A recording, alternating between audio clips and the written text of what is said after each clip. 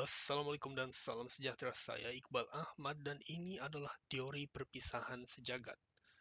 3.3. LGBTQ bukan genetik.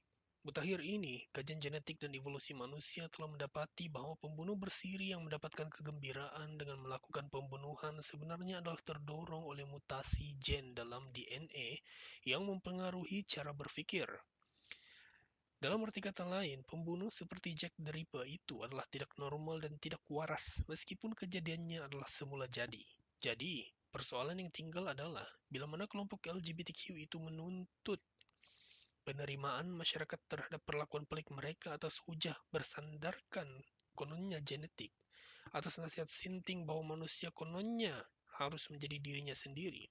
Mengapa pembunuh seperti Jack the Ripper dinafikan haknya untuk gembira? Haruskah pembunuh bersiri atau perogol bersiri biarkan memperandakan masyarakat dengan kegilaan mereka? Jawabannya adalah tidak, karena individu sebegini adalah tidak waras dan tidak harus dibiarkan menjadi diri mereka sendiri, apalagi diberikan kebahagiaan atau kegembiraan. Namun, sebelum membenarkan dakwaan barisan pro-LGBTQ, harus diteliti terlebih dahulu sejauh manakah kebenaran dakwaan kononnya bahwa perlakuan LGBTQ itu adalah disebabkan oleh faktor genetik. Pertamanya, harus difahami bahwa perlakuan dan perjuangan asal golongan LGBTQ adalah berkisar dan bersandarkan pada takrif perkataan gender, suatu perkataan yang diwujudkan sebagai asas kepada perlakuan tidak bermoral mereka. Kewujudan perkataan gender adalah alternatif kepada perkataan jantina yang digunakan pakai umum sebagai rujukan kepada ciri biologi manusia yang mengkelaskan manusia kepada dua jantina, lelaki dan perempuan. Sebaliknya, perkataan gender hari ini pula digunakan pakai sebagai rujukan untuk orientasi seksual individu tanpa mengambil kira ciri biologi seseorang tersebut. Dalam arti kata lain, golongan LGBTQ telah menolak pengkelasan manusia berdasarkan ciri biologi, pengkelasan universal yang disandarkan pada ribuan kajian saintifik yang merentasi zaman daripada segenap pelosok dunia. Bila berbicara perihal manusia tanpa penjelasan daripada kajian biologi sekalipun, manusia itu seharusnya tahu bahwa pembiakan spesiesnya adalah melalui hubungan berlainan jenis, jantina yakni hubungan antara lelaki dan perempuan, dan bukannya dan sekali-kali tidak akan terlahir waris melalui hubungan sejenis. Teori evolusi daripada perspektif biologi pula mencadangkan bahwa untuk suatu gen diwariskan kepada generasi seterusnya, pertama sekalinya sesuatu spesies tersebut haruslah boleh melahirkan waris, membiak. Dalam arti kata lain, untuk golongan LGBTQ mewarisi gen yang kononnya menjadikan mereka sedemikian rupa, salah seorang daripada ibu bapa atau datuk dan nenek mereka haruslah merupakan LGBTQ. Namun, dalam konteks hubungan sejenis, adalah mustahil untuk sebarang faktor genetik memainkan peranan, halnya karena ketidakupayaan kelompok LGBTQ untuk melahirkan waris. Andaikan pula benar ada gen yang mengawal perlakuan LGBTQ, harus tidak diendahkan juga teori evolusi biologi yang mencadangkan bahwa untuk sesuatu gen diwarisi dan terekspresi menjadi suatu ciri fisikal, gen tersebut haruslah dominan, yakni kuat. Dalam konteks ini, untuk mengetahui sama ada sesuatu gen tersebut adalah kuat ataupun tidak, resesif, pemerhatian kasar boleh dilakukan terhadap sesuatu spesies itu secara keseluruhannya.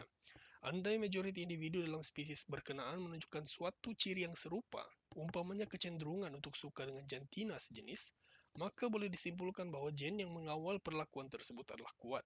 Namun, situasinya dalam mana-mana kelompok masyarakat dunia sekalipun, golongan yang menjadi LGBTQ ini adalah begitu sedikit sekali bilangan mereka, bahkan boleh dikatakan tidak signifikan jumlahnya, dan hanya akan menjadikan mereka outlier dalam mana-mana kajian saintifik bersifat kuantitatif.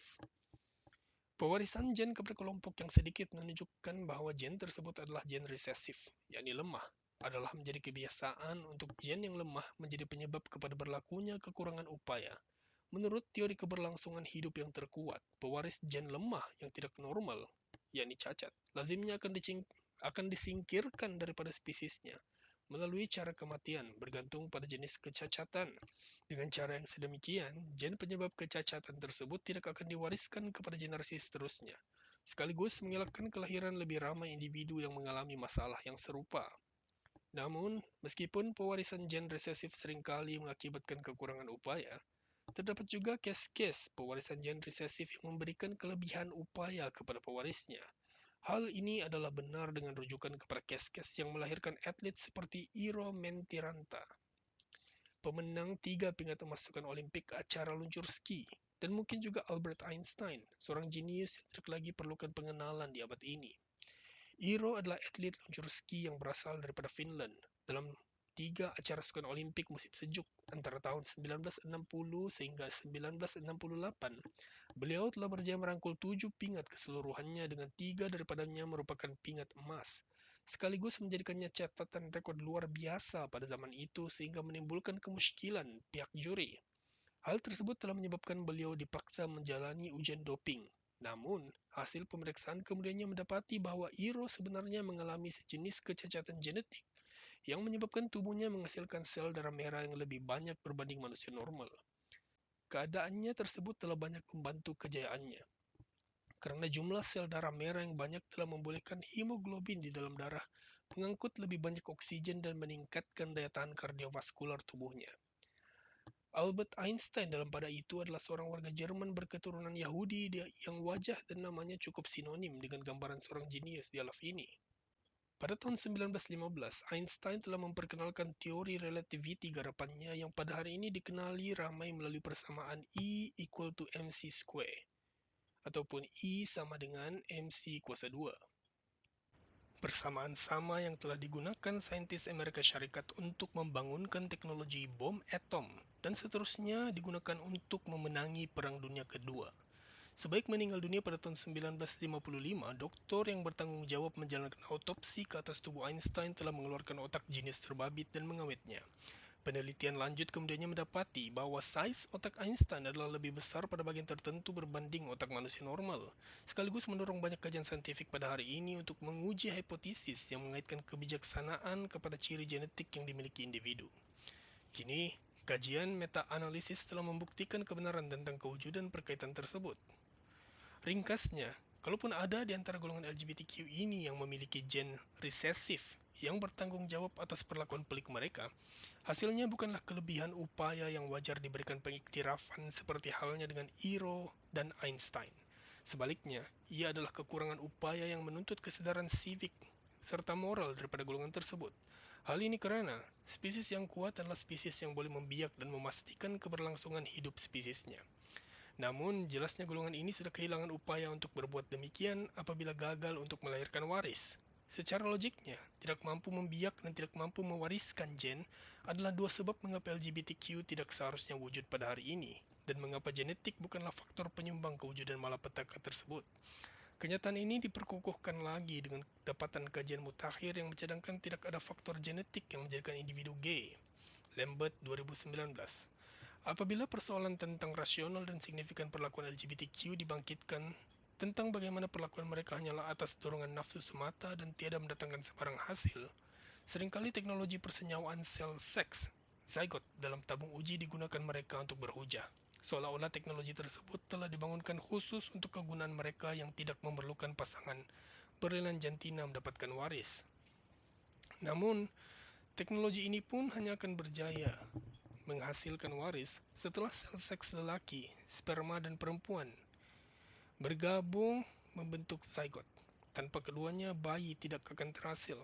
Demi menggunakan teknologi ini, pasangan LGBTQ perlu mendapatkan penderma sel seks, sama ada daripada lelaki ataupun perempuan, bergantung kepada keperluan pasangan berkenaan. Seterusnya, karena bayi pula perlukan ibu susuan, maka teknologi implan silikon dan suntikan hormon dipilih sebagai jalan penyelesaian untuk pasangan lelaki G merubah salah seorangnya menjadi perempuan. Tuntasnya, golongan LGBTQ adalah kelompok yang menolak fakta saintifik dan segala tindak tanduk perlakuan mereka adalah sesuatu yang tidak mempunyai asas dalam mana-mana kajian genetik, sekaligus menjadikan faktor persekitaran sebagai faktor yang lebih masuk akal untuk dikaitkan sebagai penyebab kepada perlakuan mereka yang bertentangan dengan fitrah manusia tersebut. Hal ini dapat dilihat dengan kewujudan hujah balas golongan LGBTQ yang menggunakan contoh organisme hermafrodit untuk menyokong cara hidup pelik mereka. Organisme yang boleh membiak melalui hubungan sejenis seperti siput babi. Namun hakikatnya, manusia bukanlah hermafrodit. jauh sekali bersepupu dengan siput babi. Jelasnya, gaya hidup LGBTQ adalah hasil daripada cara pemikiran yang salah. Namun, acap kali usaha membetulkan pemikiran mereka dijawab dengan kenyataan ini abad ke-21. Lalu mengapa kalau ini abad ke-21? Adakah kini manusia telah berevolusi untuk bisa membiak melalui hubungan sejenis?